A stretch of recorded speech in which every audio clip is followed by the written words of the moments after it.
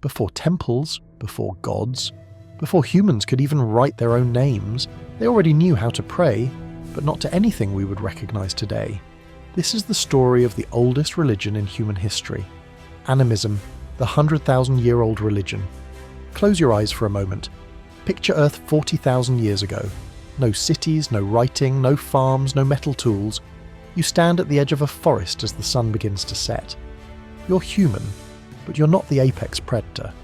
There are cave bears in these woods that weigh 1,500 pounds, saber-toothed cats the size of lions, wolf packs that move like smoke, and you have sharpened stones, a fire you're desperately trying to keep alive, and a spear made from a branch. Every single night is a negotiation with death. In a world like this, nothing feels random. When lightning splits a tree in half, that wasn't weather, that was intention. When the river floods your camp, that wasn't hydrology, that was anger. When a deer walks into your clearing, injured and vulnerable, allowing itself to be taken, that wasn't luck, that was mercy. To early humans, cause and effect weren't mechanical, they were personal. The world didn't just happen around them, the world was responding to them. This wasn't superstition. This was the first time humans tried to make sense of existence itself. And what they came up with was a belief system so fundamental, so deeply wired into our psychology, that every religion that came after borrowed from it. That belief system has a name, Animism, the world's first religion, and quite possibly its most honest one. So what is Animism? At its simplest, everything has a spirit, not just living things, not just animals or people, everything. The stone you use to grind grain, it has a spirit. The mountain that overlooks your camp, it's watching you. The fire that keeps you warm, it remembers how you treated it yesterday. Modern science tells us these are objects, chemistry, physics, geology. But to animists, they were beings. Beings with memory, with intention, with the power to help you or destroy you. Let me give you an example that appears in almost every animist culture on Earth. Imagine you're a hunter. You've tracked a deer for hours through the forest. You're exhausted. Your family is hungry. You need this kill. You raise your spear. You throw. The deer falls, but you don't celebrate yet. Instead, you kneel beside the body. You whisper an apology. You thank the deer's spirit for giving its life. Duration dostas 200 ninesses. You promise not to waste any part of it. You ask forgiveness from the forest. To modern people, this might seem like a nice gesture. Poetic, maybe. But to an animist hunter, this wasn't poetry. This was survival insurance. Because if you disrespected that deer's spirit, if you took without gratitude, the forest would remember. And tomorrow, when you came back to hunt, there would be no deer, no rabbits, no birds. The forest would starve you. This is what makes animism different from later religions. You weren't worshipping the deer, you weren't building temples to the forest god. You were in relationship with the world. The same way you're in relationship with your neighbour or your family. You give respect, you receive respect. You take care of the fire takes care of you. You honour the river gives you fish. Break that relationship, face the consequences. But here's where animism gets darker. Because if everything has a spirit, then the night is full of things you cannot see. Every culture on Earth, no matter how isolated, developed the same fundamental fear. When the sun sets, something else wakes up. The Inuit spoke of the Kalupalik, spirits that lived under the ice. The Aboriginal Australians warned of the Yara Mai Hahu, small red creatures that drained the life from travellers. The Japanese believed in Yurei, spirits of the restless dead. The Celtic tribes feared the Owl Sea, the fairy folk who could steal you away. Different cultures. Duration of 150 missions, different continents. Different millennia. Same fear. Now modern people might dismiss this as irrational superstition, but here's the thing. Most deaths in prehistory happened at night. Predators hunted in darkness. Temperatures dropped. Injuries that seemed manageable during the day became fatal after sunset. If you twisted your ankle during the day, you limped back to camp. If you twisted your ankle at night, in the dark, away from the fire, you didn't come back. So when early humans said, something in the dark is trying to kill you, they were absolutely correct. They just personified it, gave it intention, gave it a spirit. Because believing the darkness was intentionally dangerous kept you more alert than believing it was randomly dangerous. And here's what's fascinating.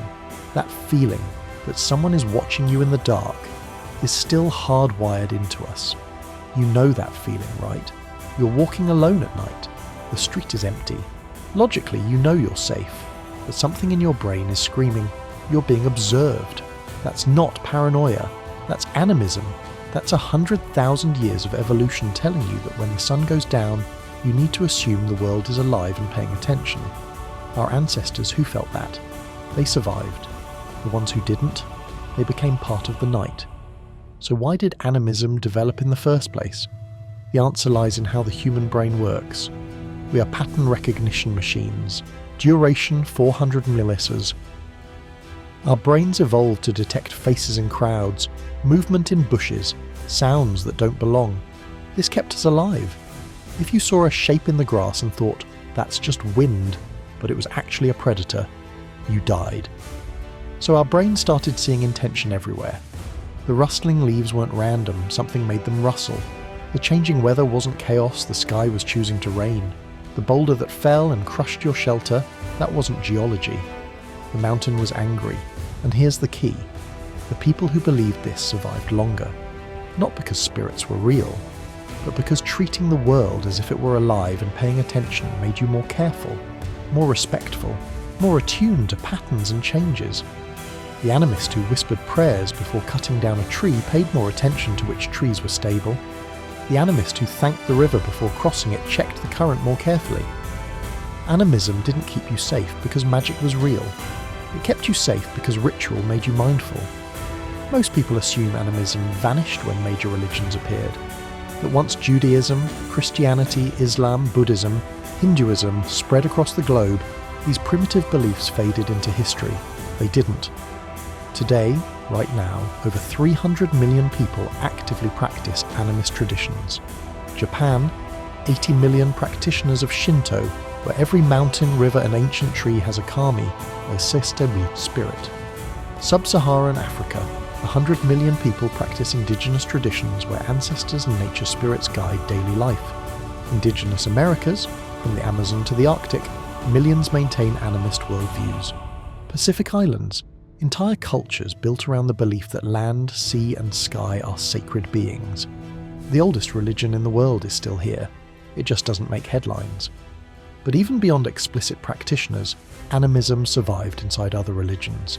Catholic saints who protect specific cities, that's animism. The Hindu practice of honouring sacred rivers like the Ganges, animism. The Islamic tradition of respecting the spirits of certain places, animism.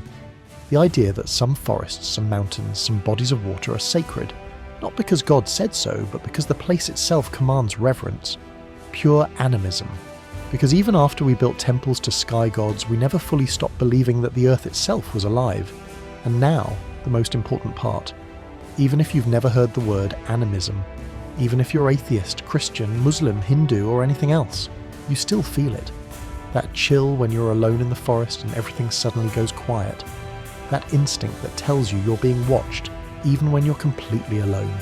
That deep, irrational peace you feel sitting by a river, or watching a fire.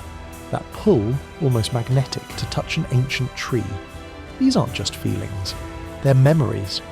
Memories of a time when we knew, truly knew, that the world was alive, that the river had a personality, that the fire was listening, that the forest was paying attention. We tell ourselves those are just neurons firing, evolutionary holdovers, primitive instincts. But what if they're not? What if what we call superstition was actually the most honest relationship humans ever had with existence? So what was the first religion? Not one that promised heaven. Not one with priests or holy books or temples made of stone, but one where the world itself was sacred, where every stream, every stone, every gust of wind was part of a living, breathing cosmos. The oldest religion wasn't about worship, it was about relationship between humans and everything around us. So here's the question I'll leave you with. Do you still feel it?